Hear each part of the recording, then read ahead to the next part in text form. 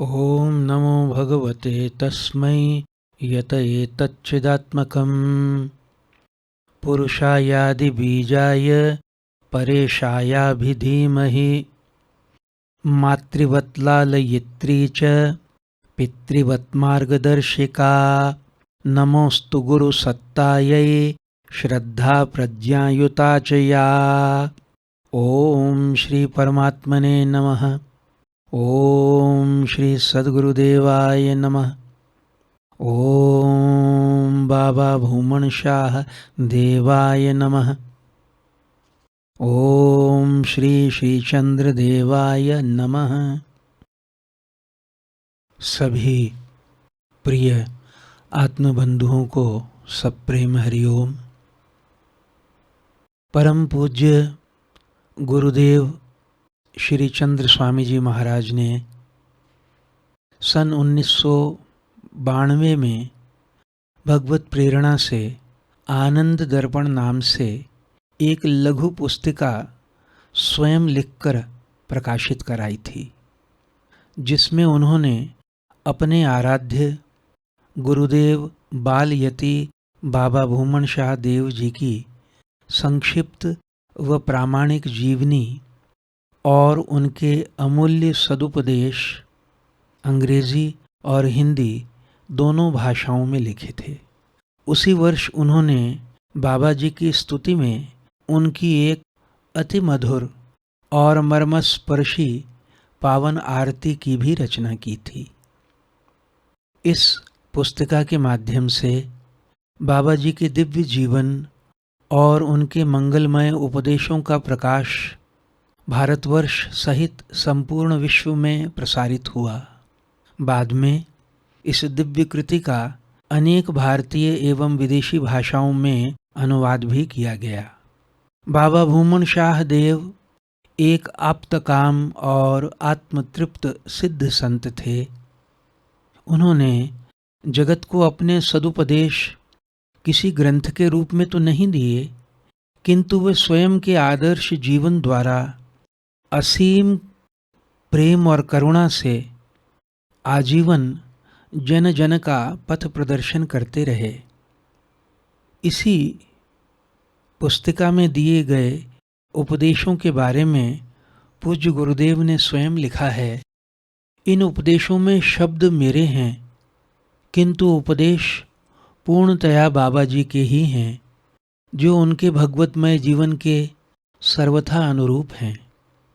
यह बात मैं बाबा जी के संग उनकी छत्र छाया में तथा उनके वरद हस्त के नीचे अनेक जन्मों में की गई अपनी आध्यात्मिक साधना और उपलब्धि के आधार पर विनम्रतापूर्वक कहने का साहस कर रहा हूँ।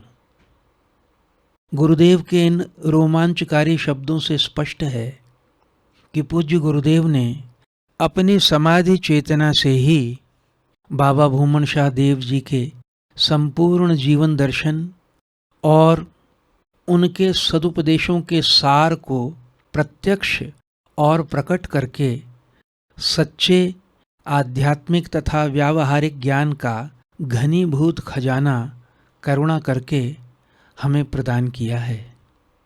आज की इस व्यस्त जीवनचर्या और कोलाहलपूर्ण वातावरण में पूज्य गुरुदेव की ही अहेतुकी प्रेरणा से हम समस्त प्रेमी भक्तों और सत्य के जिज्ञासु साधकों की सेवा में इस दिव्य पुस्तिका आनंद दर्पण का श्रव्य रूप ऑडियो फॉर्म प्रस्तुत कर रहे हैं, ताकि आप सभी पठन के साथ साथ श्रवण द्वारा भी इसके आध्यात्मिक रस का आस्वादन कर सकें और लाभान्वित हो सकें। आइए सर्वप्रथम हम बाल यति बाबा भूमन शाह देव जी के दिव्य और पावन जीवन चरित्र का संक्षेप में श्रवण करते हैं। सभी मनुष्य ऐसा आनंद चाहते हैं जो कभी कोई उनसे छीन न सके, जो सदा सर्वदा उनके पास बना रहे, जिसमें कभी कमी अथवा व्यतिक्रम न हो, जो असीम और निर्बाध हो। चाहे कोई राजा हो या रंक, बालक हो या बूढ़ा, विद्वान हो या अनपढ़, सभी मनुष्य इस चाह को लेकर ही प्रवृत्त होते हैं। आनंद की ये चाह न तो संस्कारजन्य है और न ही शिक्षा का इससे कोई संबंध है।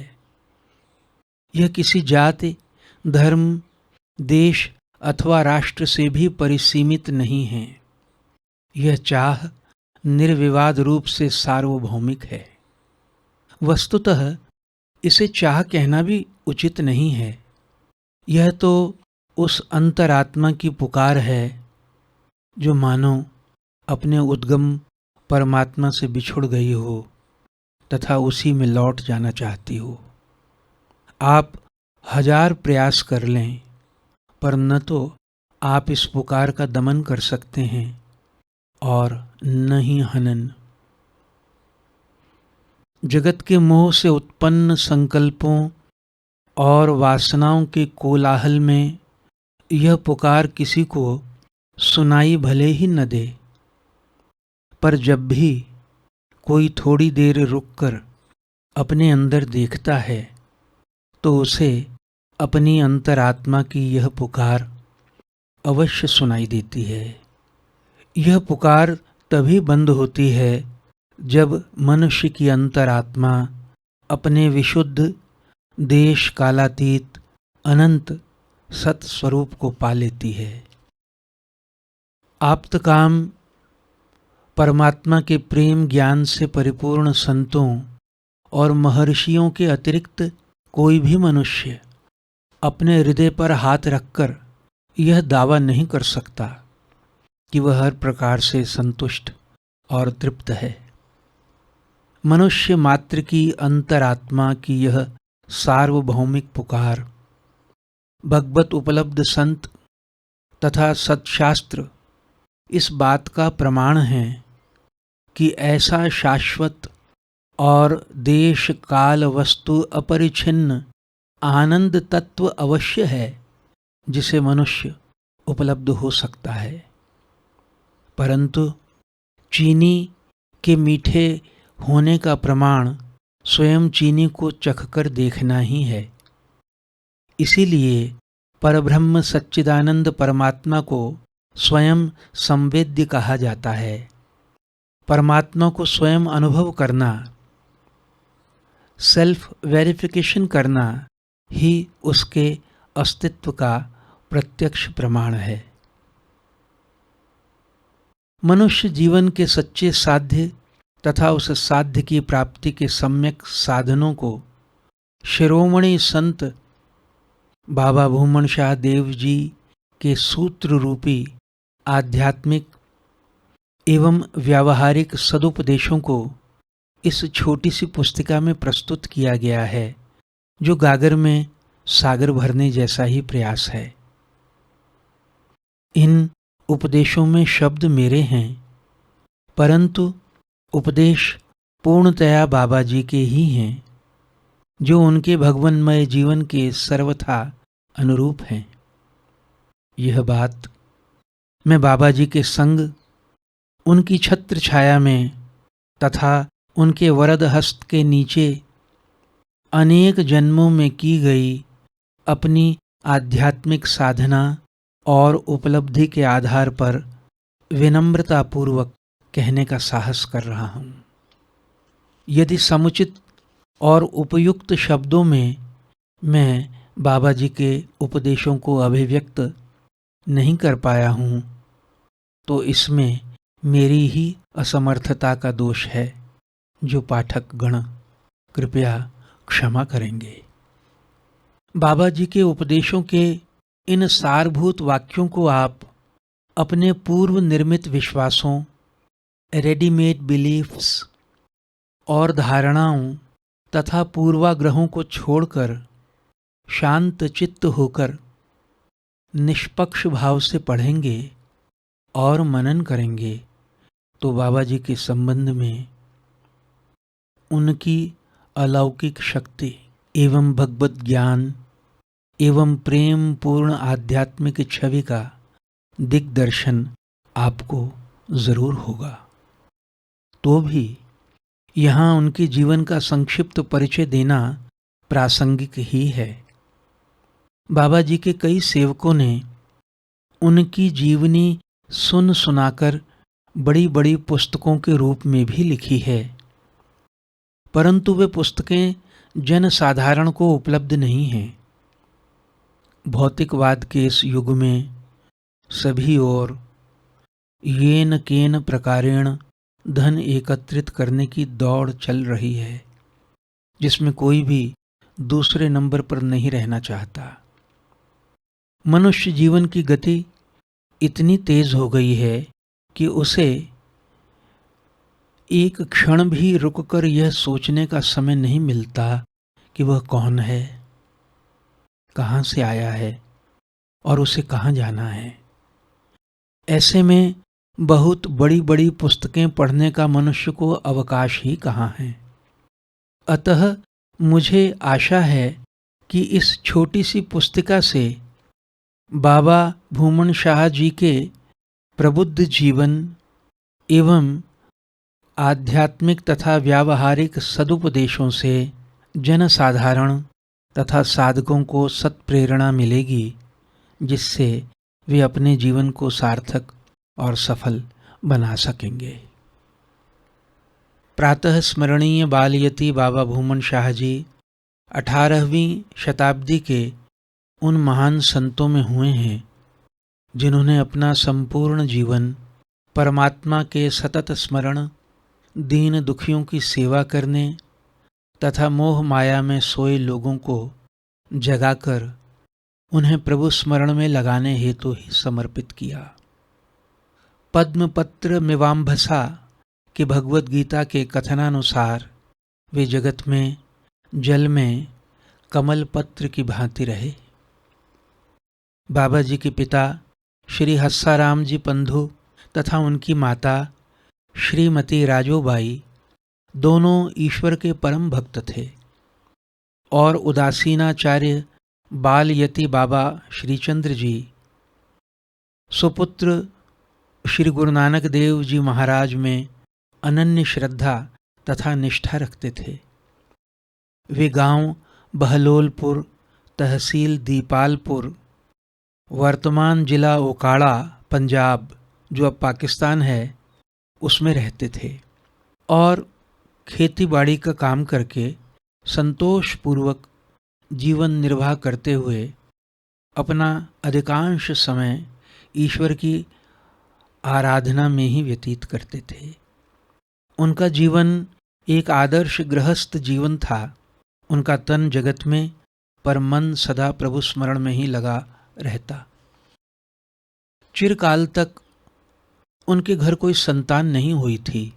प्रौढ़ अवस्था में पहुंचने पर सन 1687 वैसाख मास की द्वितीया को श्री हस्साराम जी और उनकी धर्मपत्नी श्रीमती राजोबाई के घर एक बड़े सुंदर, सौम्य और शांत बालक ने जन्म लिया।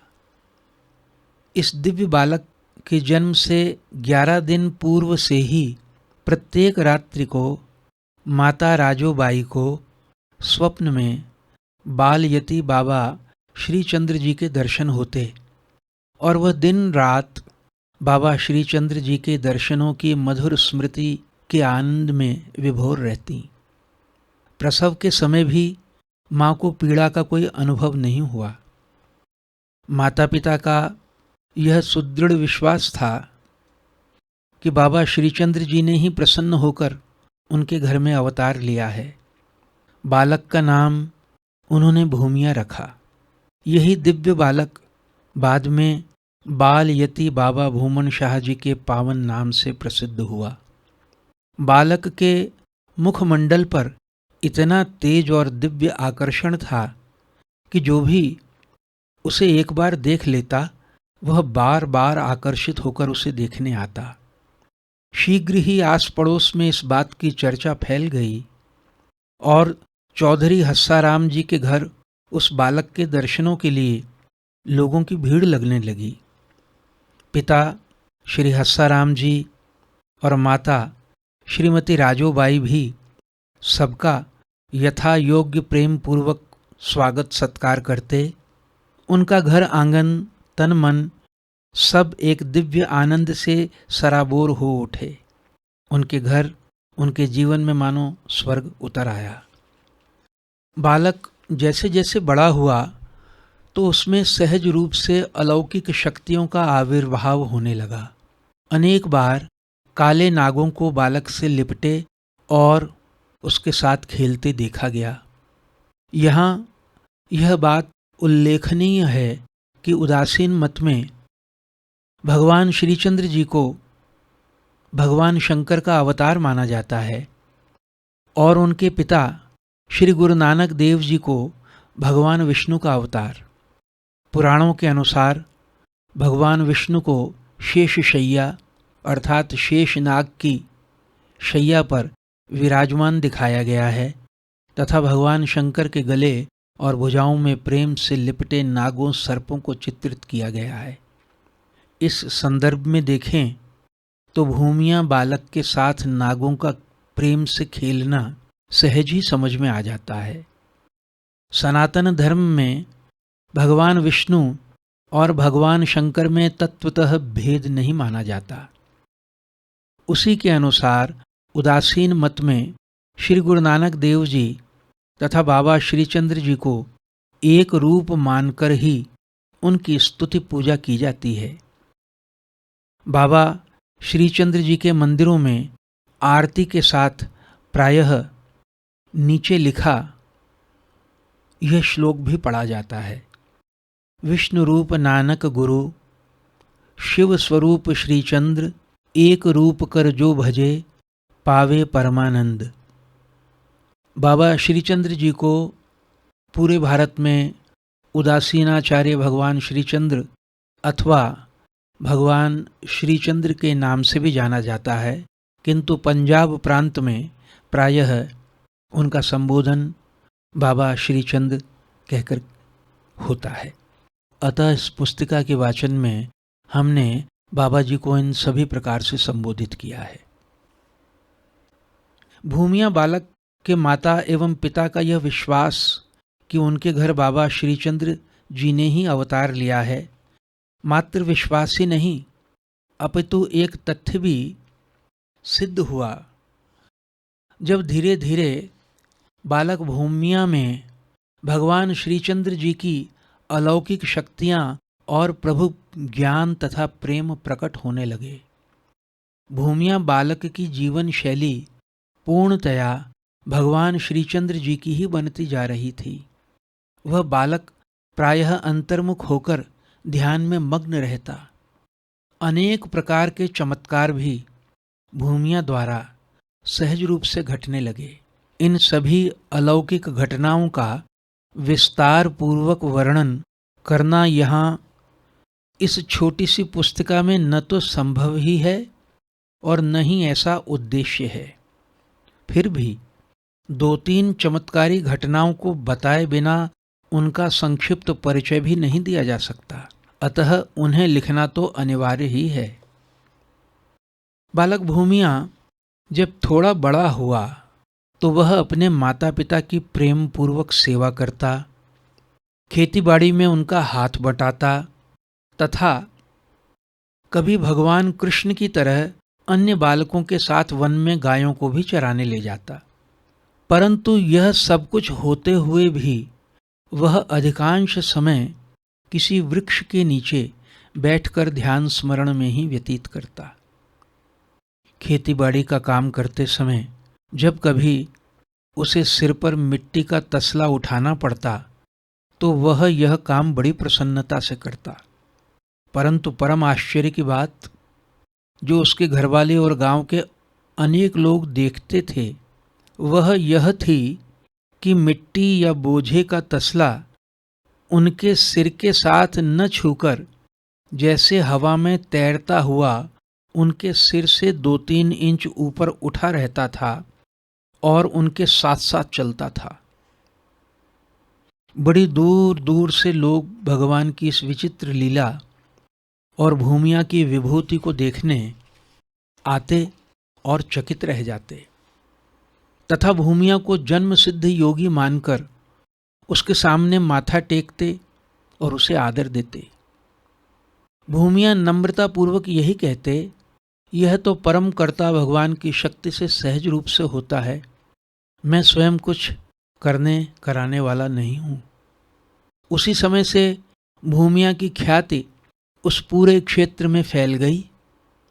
भूमिया बालक के सिर पर तसला न छूकर ऊपर आकाश में चलने की घटना तर्कवादियों रैशनलिस्ट्स को बड़ी अंधविश्वासपूर्ण सुपरस्टिशियस लगती होगी, परंतु सर्वशक्तिमान परमेश्वर कभी कभी अपने ही प्रकृति के बनाए नियमों के ऊपर से ट्रांसेंडेंटली भी भक्त के जीवन में हस्तक्षेप करते हैं।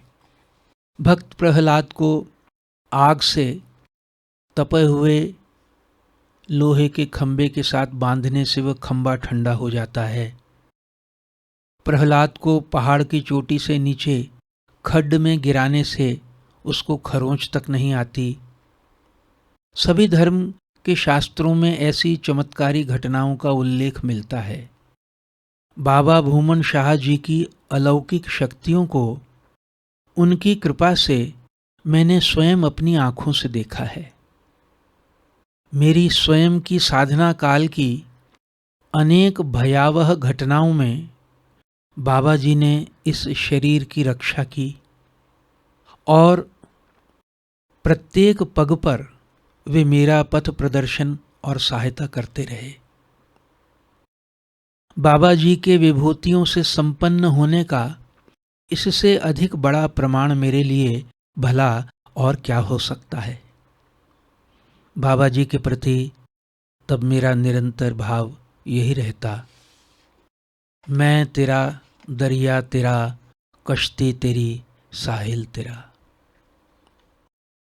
ओम पूर्णमदः पूर्णमिदं पूर्णात् पूर्णमुदच्यते पूर्णस्य पूर्णमादाय पूर्णमेवावशिष्यते।